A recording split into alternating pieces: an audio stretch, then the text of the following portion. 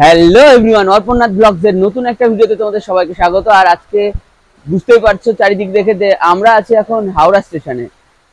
আর গতকাল রাতে কিন্তু চলেছে রুমাল ঝড়ের তাণ্ডব, তারই আবহাওয়া কিন্তু এখনো রয়েছে।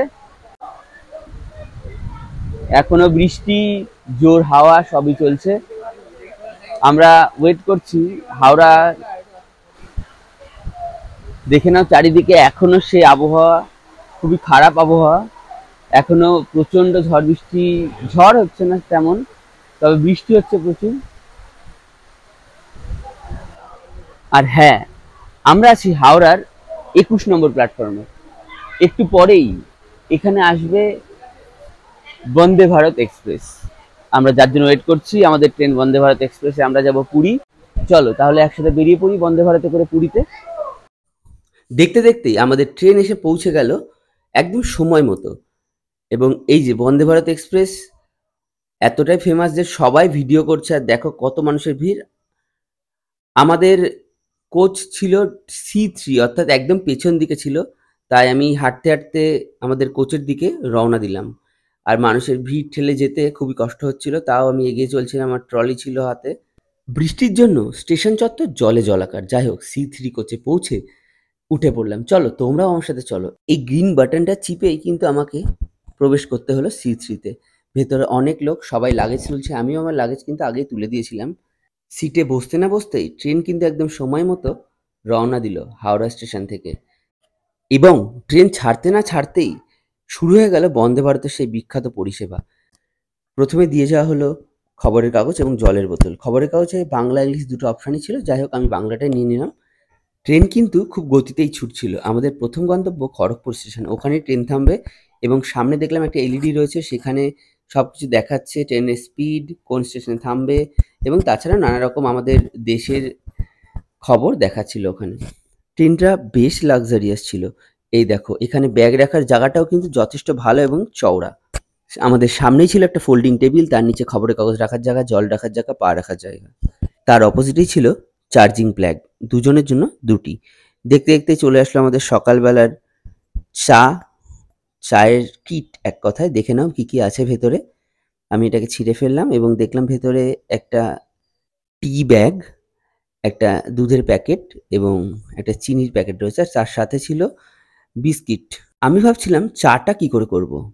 তারপর খেয়াল করলাম ওখানে একটা কাঠিও আছে চাটাকে গোলানোর জন্য, এবং সঙ্গে সঙ্গে একজন এসে কাপে করে গরম জল দিয়ে গেল। যাই হোক, নিজেরা নিজেদের চা নিজেদের স্বাদ মতো দুধ চিনি দিয়ে বানিয়ে নিলাম। এরপর চায়ের মধ্যে বিস্কুটটাকে চুবিয়ে আস্তে করে মুখে পুরলাম। বিস্কুটের স্বাদ কিন্তু খুব ভালো ছিল, কারণ দেখলাম এটা ব্র্যান্ডেড ইউনিবিক কোম্পানির বিস্কুট। এবং চায়ের টেস্টটাও অসাধারণ হয়েছিল। এর মধ্যে দেখে নাও আমাদের টিম। আমরা ছিলাম আমি, সৌভিক, রকি, অনি, রিজু এবং সাথে অরূপ, মৃন্ময়, ডিভিডির কোরিওগ্রাফার সবাই ছিল, তার সাথে ওদের ভাই কুটুস। আমরা সবাই একসাথেই ছিলাম এবং ভোর ভোর ট্রেন জার্নিতে চা খাওয়ার মজা নিচ্ছিলাম। চা খাওয়া শেষ হতেই একজন এসে কিন্তু সামনে থেকে সব প্যাকেটগুলো নিয়ে গেল। আমি অবাক হলাম এটাই যে তারপরই একজন এসে আমাদের সামনের ফোল্ডিং টেবিলটাকে একজন ভালো করে পরিষ্কার করে দিয়ে গেল। এরপর তোমাদের দেখিয়ে দিই, এই দেখো বন্দে ভারতের দরজা, এটা সবসময় বন্ধই থাকে।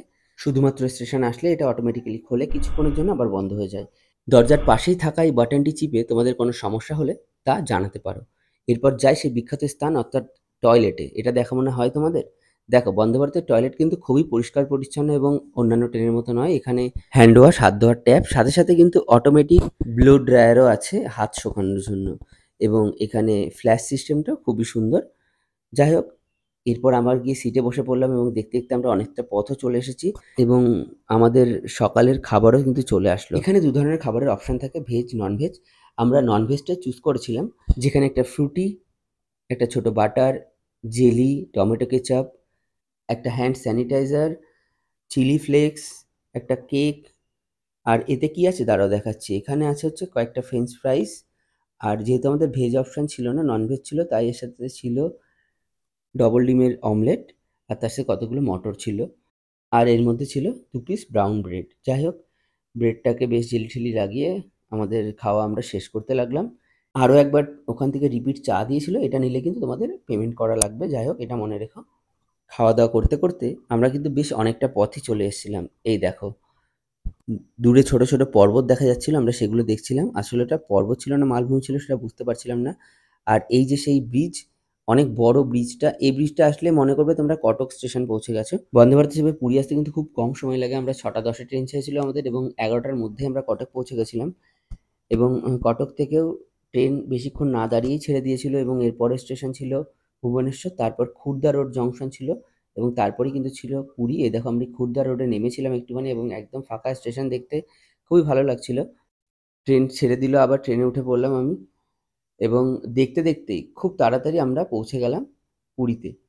ট্রেনের টাইম অনুসারে একদম 12টা 12:30টার মধ্যেই আমরা পুরীতে পৌঁছে গেছিলাম এবং বন্দে ভারতকে টাটা জানিয়ে আজকের যাত্রা আমি শেষ করলাম। টাটা।